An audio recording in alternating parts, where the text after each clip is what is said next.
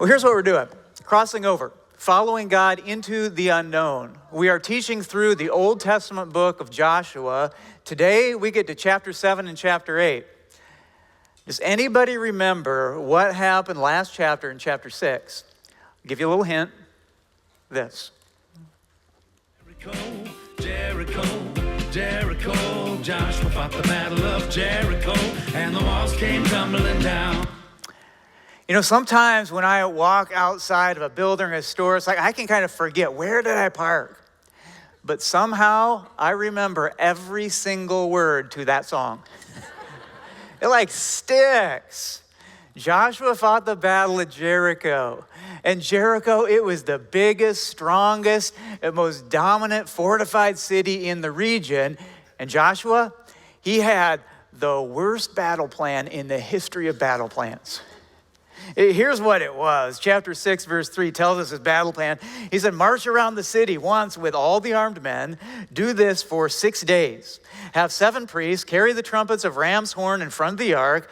On the 7th day, march around the city 7 times with the priests blowing the trumpets. You know, the army has rangers.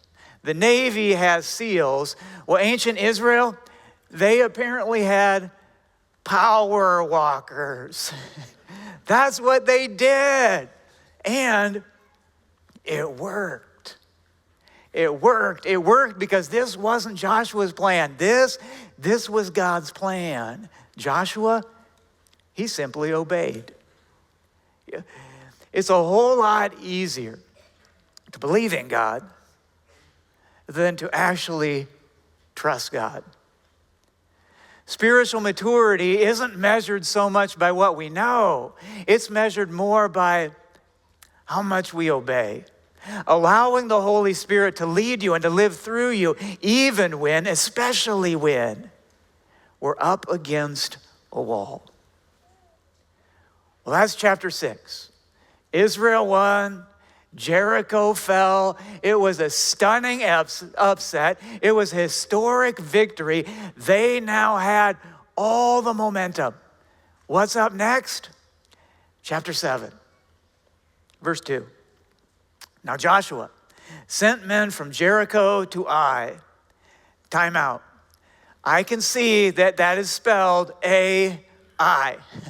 It's actually pronounced I, not to be confused with AI, artificial intelligence, you know, the kind of thing that writes documents and creates photos and makes it look like people are actually doing their homework. It's not that. It's I. And I, well, it was a city back in the Middle East. Well, what do we know about it? Goes on to chapter 7, verse 2 says, which is near Beth-aven to the east of Bethel, and told them, go up and spy out the region. So the men went up and spied out Ai.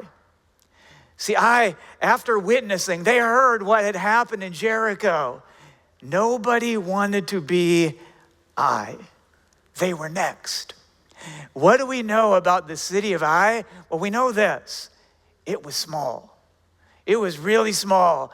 It was the kind of town where like the mayor, the police chief, the high school football coach, all the same guy. Some of you grew up in a town like this. Well, they're small. After Israel had just taken out the big city of Jericho, they're thinking, no big deal. This is going to be an easy victory. The spies went and checked it out, and they returned, and they told Joshua this, verse 3. Not all the army will have to go up against Ai.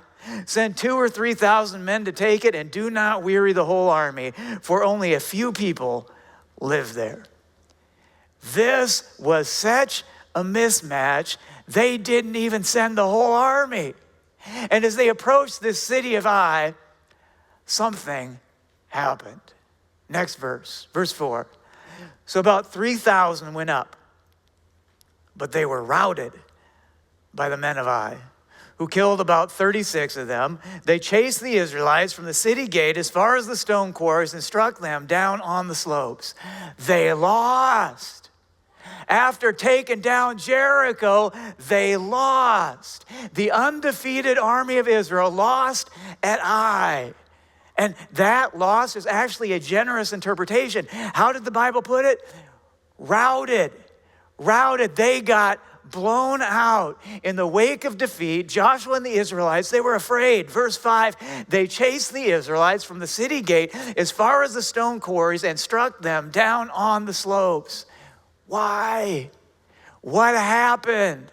Joshua, he was distraught. He tore his clothes. He knelt down on the ground and he said this, verse 7, alas, sovereign Lord, why did you ever bring this people across the Jordan to deliver us into the hands of the Amorites to destroy us? That's Joshua. He's confused. He's saying, God, why? Why is this happening? Why did we falter? Why did we lose? Why did you give our enemies the victory? What happened? And God didn't hold back. God answered. Verse 10. He says, stand up. What are you doing down on your face? Israel has sinned. Uh-oh. There it is. The S word. Israel sinned, and it must have been a doozy.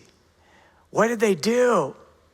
Right? We read this passage, we should be thinking, well, what did they do? What did they do that caused that? What was sin? What sin was that big?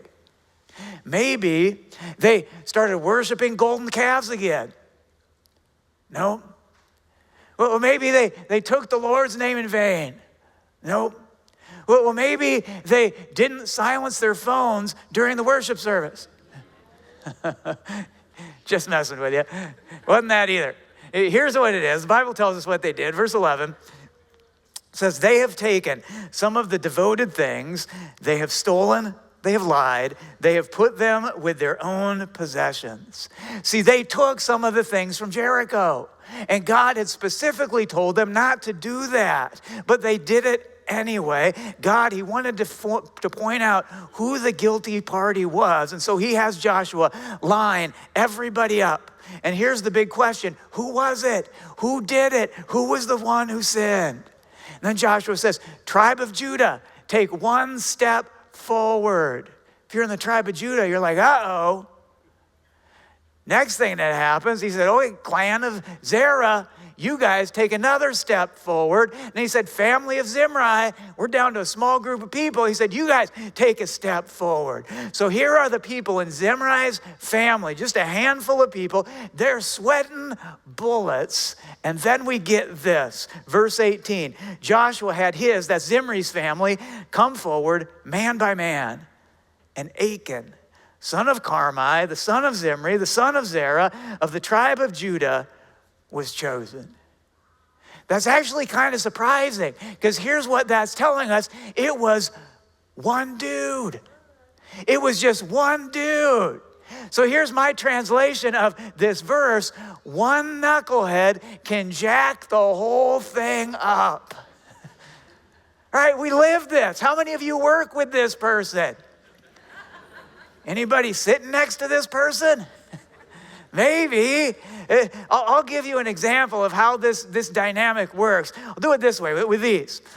Do you like roundabouts? No. Okay. Looks like I opened up a very controversial issue. I want us to think about roundabouts. Here's what they are. The design of a roundabout is to create traffic flow, allowing cars to be able to pass through an intersection without stopping. Without stopping. Was anybody at the Irvindale roundabout this past Thursday around 4 o'clock? I was.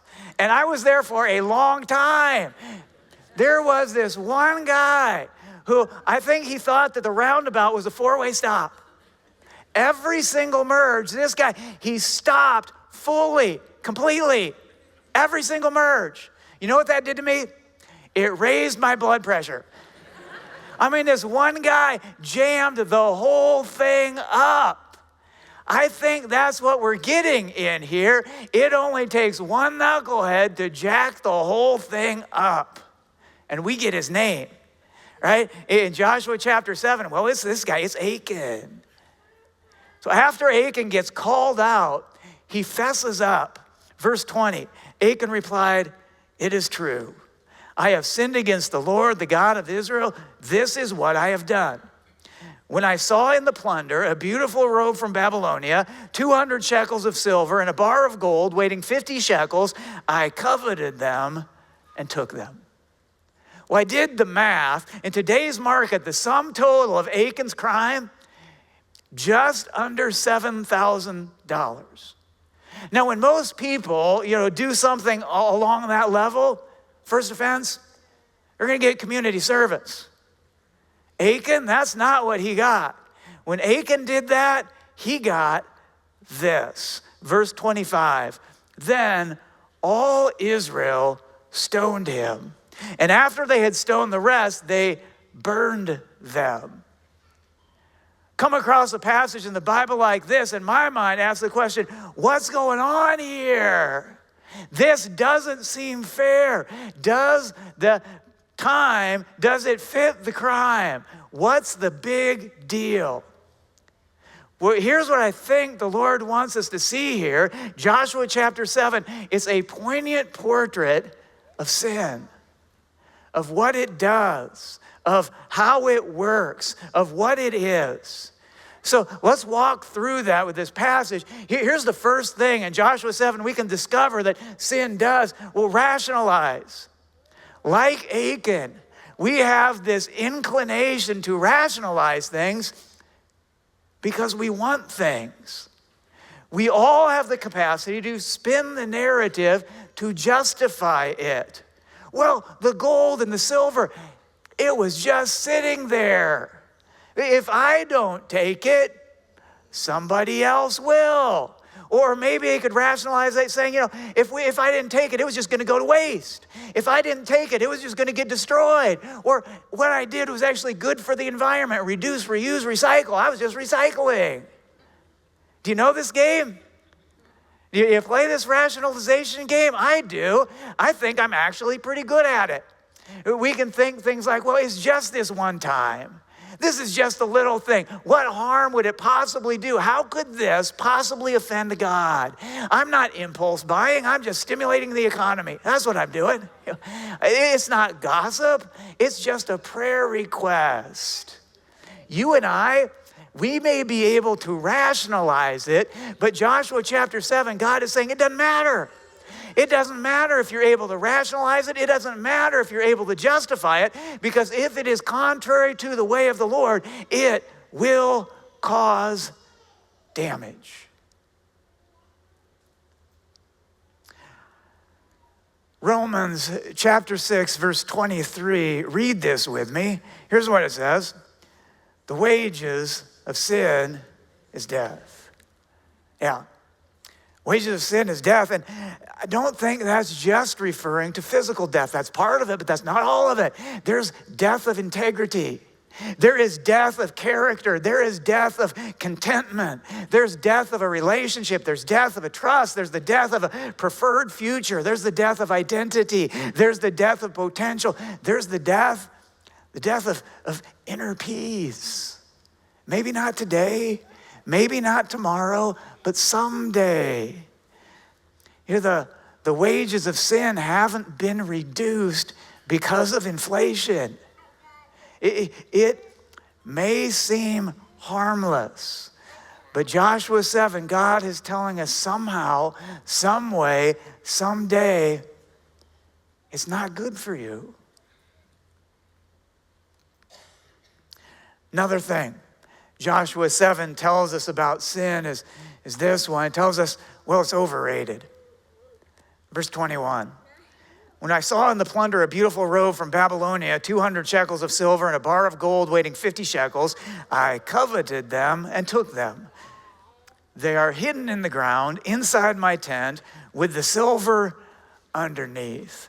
Now think about that. Think about, here's Achan. He got this stuff, and there's value in this stuff. He did what he shouldn't have done. He brought it with him. And here's the question, what was he doing with all that stuff? Was he actually enjoying it? Well, no, he wasn't enjoying it. He was hiding it. He buried it in the ground under his tent. In other words, he was getting zero benefit from it. He made an impulsive decision that hadn't been fully thought through, and here's what he discovered. He discovered, this beautiful robe that I got, I can't even wear it. Why? Because everybody is going to know where I got it. And then the resources, the silver, the gold, he couldn't even use it. He couldn't even spend that. Why? Because everybody's going to know. They don't have gold bars in the wilderness. They're going to be thinking, hey, dude, where did you get that gold bar? He had the stuff, wasn't even able to enjoy it. See, sin, it can be like that. It looks really good. It seems really good. It feels really good. But when we go there, we discover this. Oh, wait, it's actually overrated. Sometimes we don't even enjoy it because we have the conviction of the Holy Spirit in our life. Joshua 7, one of the things God is doing is he's encouraging us just to ask the question in our own lives, well, how about me? Do I have anything buried in the ground? Is there anything in my life that I'm hiding? Is there anything that I don't want other people to know? A habit, a relationship, an indulgence, a deed. If you're hiding something, my role is not to judge you. It's really not. I just want to ask this question is why? If you're hiding something, why? Why are you hiding it? Because if you have to hide it, is that the kind of person that you really want to be? Is it worth it? Is the benefit worth the cost? Wouldn't you rather experience the freedom and the joy and the peace of having nothing to hide? Well, you can. You have the power to stop or to get help. Well, one more thing here, verse 20 and 21. Achan says, I have sinned against the Lord, the God of Israel. This is what I have done. When I saw in the plunder a beautiful robe from Babylonia, 200 shekels of silver, and a bar of gold weighing 50 shekels, I coveted them and took them. Look closely at that. Look specifically at the pronouns. Who sinned? Achan said, well, I sinned. I have done. I saw. I coveted. I took. It wasn't we. It was I. It wasn't all of them. It was just one of them. One man. All of this happened. The defeat, the conquest, all of this happened because of one man. But because of Achan's sin, other men died in battle. Because of Achan's sin, there were children who lost their fathers. Because of Achan's sin, there were wives who lost their husbands. Achan sinned, but many people paid a price. See, here's the principle that we're getting at. The consequence of my sin, it's not limited to me. It's not just you. It's bigger than that. Your decisions affect others. Your life is not fully independent from my life, and my life is not fully independent from your life. It's not that clean. Think of it this way. Anybody know who this is? It's Aiden Hutchinson. Or as Detroit Lion fans call him, the answer to every prayer we've ever prayed since 1957. He's good. What would happen if before the ball is snapped, Hutchinson, he breaks through the line, he grabs the quarterback, pile drives him into the ground? Well, we know what would happen, right? He'd get a penalty, flag thrown out. Hutch gets a penalty. Here's the question, who pays the price? It's the whole team, right? One man commits the penalty. The whole team pays the price. That's this. The consequence of my sin, it's not limited to me. The consequences of my actions, we think it's just me. We think we're really individualistic, but that's not the case. It's not just limited to me. My decisions, my choices, my actions, they really do affect other people. My choices impact the people around me. And I think we're pretty quick to spot this when it comes to those who have adversely affected us. You know, we can think things like, well, my dad was emotionally distant. Or we can think things like, my stepmom, she was highly critical. Or we can think my ex was abusive. We can spot these things in how other people have hurt us. It's a lot harder to see this same dynamic in how my life has affected others. Because we tend to think, well, I'm an individual. My choices are just my choices. Well, before you just think that, and before you just embrace that, and before you go there, consider who and what and where will this affect, because it's usually not just me. If I lose my temper, I hurt someone else. If I lie, I deceive someone else. If I blow off a commitment, well, I devalue someone else. And then there's this research underscores the generational impact of following Jesus by prioritizing church. This is a really interesting study. Shows this. Let's say Generation A. They're following the Lord. They're really committed to the church and the things, the spiritual disciplines of following the Lord. Then they say, what happens with Generation B if their kids, kind of deviate from that a little bit? Not because it's something big or horrible or evil, but, life just gets full, and they're like, we're going to back down on that a little bit, and it just becomes occasional. When that happens, when Generation B takes a step back, what happens to Generation C? What happens to their kids? Here's what the studies indicate. Their kids become the unchurched. Because their kids grow up and they see this. Well, it's not really that important to mom and dad. It's really not that big of a priority to mom and dad, so it's not going to be that important to me. And then this study, fascinating, it actually has been able to take it one further generation, to Generation D. Here's what it discovers. You know what happens to Generation D? The kids of these kids, they become non-Christian, and in many cases, anti-Christian. There are some exceptions to this, but the data indicates the role the church plays in the life of the parent is the single greatest factor for the future role of the church in the life of the kid. So, if as your kids are growing up and it's like, man, life is full, life is busy, we're just going to step back and we're going to back burner things for a little while, pick it up later. Here's the thing. You got to, don't be surprised. Don't be stunned. Don't be shocked when your kids get older, when they get to college, maybe when they get beyond that, maybe when they start raising grandkids. Don't be surprised when they don't want to have anything to do with church. Don't be surprised by that.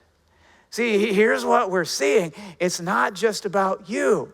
The consequences of my sin, not just limited to me. It's bigger than that. Our choices, our actions, our behaviors don't just affect us.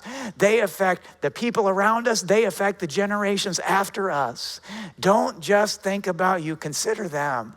And please, don't stop in the middle of a roundabout. I just threw that one in there.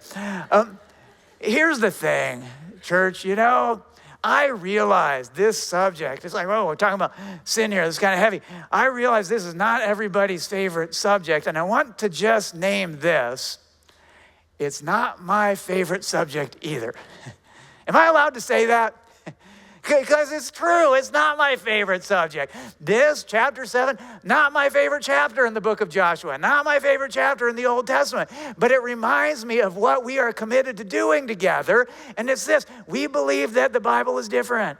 We really believe that it is God's word, that he's given it to us for a reason. Sometimes it's hard to understand what's in here. So we're committed as a church to just going through it, a book at a time, a chapter at a time, and some of the chapters may be inspiring, and some of them may be comforting. Some of them may be confrontational. Well, that's this one. And we go there because we trust that God puts it there for a reason. Well, the story here, it ends this way. The people, they eliminate the source of the sin. Achan, he's gone. He's out. They receive forgiveness. There's this big confessional. They receive forgiveness. And then in chapter 8, they proceed to conquer the city of Ai. Let me close by dispelling a popular fallacy about God. God is not like this. He's really not. And I know a lot of times, that's what people think of about God. They're like, yeah, that's what he is. Well, no, he's not like that. God's not up in heaven just waiting for us to mess up so that when we do, then he gets the opportunity to punish us. No, that is not who God is. I want you to read this verse with me. It's John 3, verse 17. You know John 3:16, that one's really famous. You know what comes after it? This one, John 3:17. Let's read it together. God did not send his son into the world to condemn the world, but to save the world through him. God, he's been around a long time. He's eternal. He made this world. He knows how it works.